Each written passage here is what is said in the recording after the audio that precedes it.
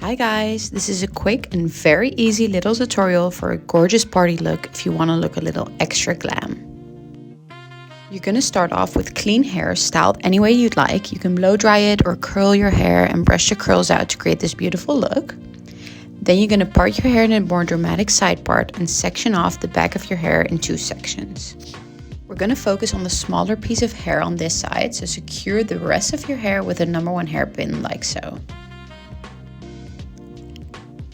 Grab that smaller section of hair and twist it inwards. And secure it with your favorite number 1 hairpin. It doesn't matter which color you choose since it'll be covered anyways. And that's it.